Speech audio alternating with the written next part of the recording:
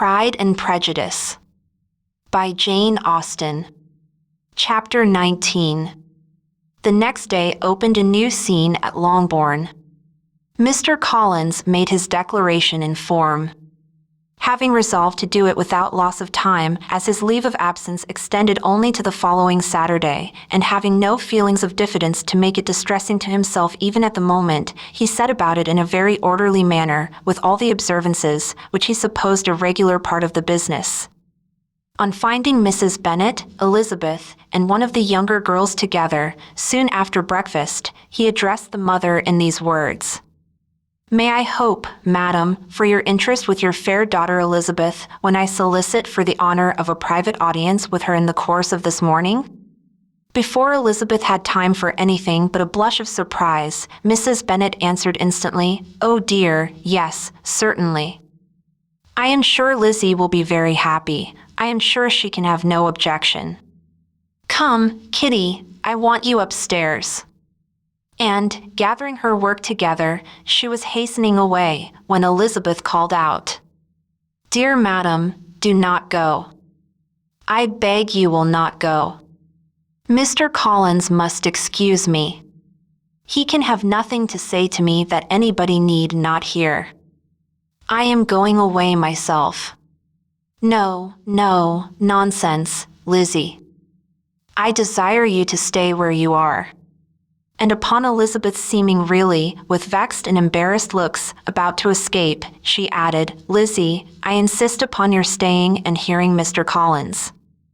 Elizabeth would not oppose such an injunction, and a moment's consideration making her also sensible that it would be wisest to get it over as soon and as quietly as possible, she sat down again and tried to conceal, by incessant employment, the feelings which were divided between distress and diversion. Mrs. Bennet and Kitty walked off, and as soon as they were gone, Mr. Collins began. "Believe me, my dear Miss Elizabeth, that your modesty, so far from doing you any disservice, rather adds to your other perfections. You would have been less amiable in my eyes had there not been this little unwillingness, but allow me to assure you that I have your respected mother's permission for this address. You can hardly doubt the purport of my discourse, however your natural delicacy may lead you to dissemble. My attentions have been too marked to be mistaken. Almost as soon as I entered the house, I singled you out as the companion of my future life. But before I am run away with by my feelings on this subject, perhaps it would be advisable for me to state my reasons for marrying, and, moreover, for coming into Hertfordshire with the design of selecting a wife, as I certainly did. The idea of Mr. Collins, with all his solemn composure, being run away with by his feelings, made Elizabeth so near laughing that she could not use the short pause he allowed in any attempt to stop him further, and he continued, "My reasons for marrying are, first, that I think it a right thing for every clergyman in easy circumstances, like myself, to set the example of matrimony in his parish; secondly, that I am convinced that it will add very greatly to my happiness; and thirdly, which perhaps I ought to have mentioned earlier, that it is the particular advice and recommendation of the very noble lady whom I have the honor of calling patroness.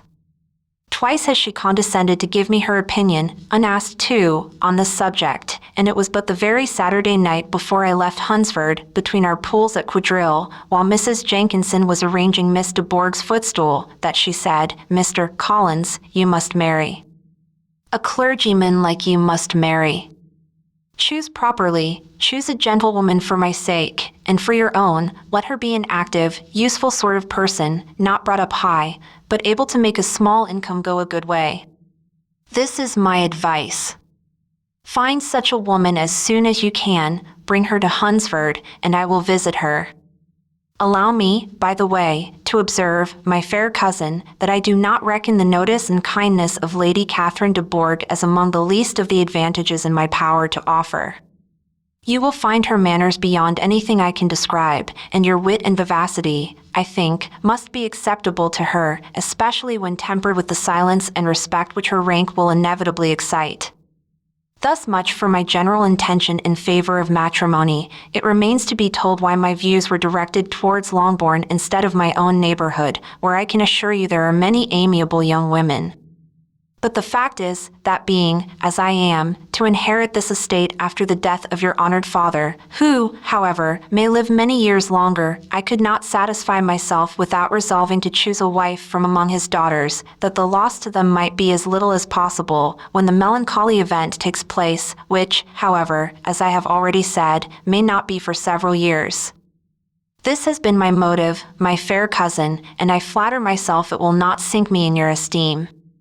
And now nothing remains for me but to assure you in the most animated language of the violence of my affection. To fortune I am perfectly indifferent, and shall make no demand of that nature on your father, since I am well aware that it could not be complied with, and that £1,000 and the 4 per cents, which will not be yours till after your mother's decease, is all that you may ever be entitled to. On that head, therefore, I shall be uniformly silent, and you may assure yourself that no ungenerous reproach shall ever pass my lips when we are married." It was absolutely necessary to interrupt him now. "You are too hasty, sir," she cried. "You forget that I have made no answer. Let me do it without further loss of time. Accept my thanks for the compliment you are paying me. I am very sensible of the honor of your proposals, but it is impossible for me to do otherwise than to decline them." "I am not now to learn," replied Mr. Collins, with a formal wave of the hand, "that it is usual with young ladies to reject the addresses of the man whom they secretly mean to accept when he first applies for their favor, and that sometimes the refusal is repeated a second or even a third time. I am therefore by no means discouraged by what you have just said, and shall hope to lead you to the altar ere long." "Upon my word, sir," cried Elizabeth, "your hope is a rather extraordinary one after my declaration. I do assure you that I am not one of those young ladies, if such young ladies there are, who are so daring as to risk their happiness on the chance of being asked a second time. I am perfectly serious in my refusal. You could not make me happy, and I am convinced that I am the last woman in the world who could make you so. Nay, were your friend Lady Catherine to know me, I am persuaded she would find me in every respect ill-qualified for the situation." "Were it certain that Lady Catherine would think so," said Mr. Collins very gravely, "but I cannot imagine that her ladyship would at all disapprove of you. And you may be certain when I have the honor of seeing her again, I shall speak in the very highest terms of your modesty, economy, and other amiable qualification. Indeed, Mr. Collins, all praise of me will be unnecessary.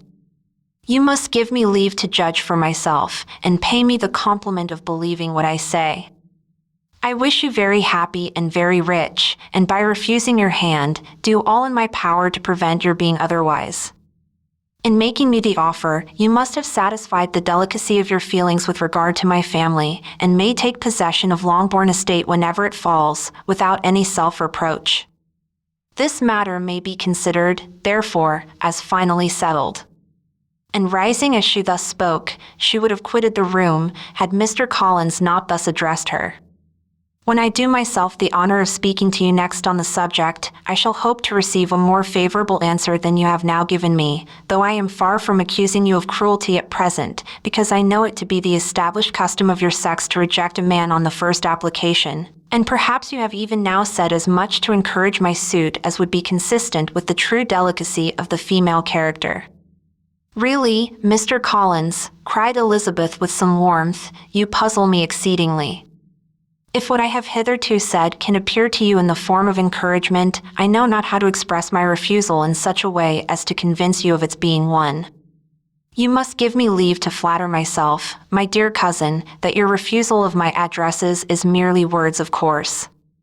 My reasons for believing it are briefly these: it does not appear to me that my hand is unworthy of your acceptance, or that the establishment I can offer would be any other than highly desirable. My situation in life, my connections with the family of de Bourgh, and my relationship to your own, are circumstances highly in my favor, and you should take it into further consideration that in spite of your manifold attractions, it is by no means certain that another offer of marriage may ever be made you.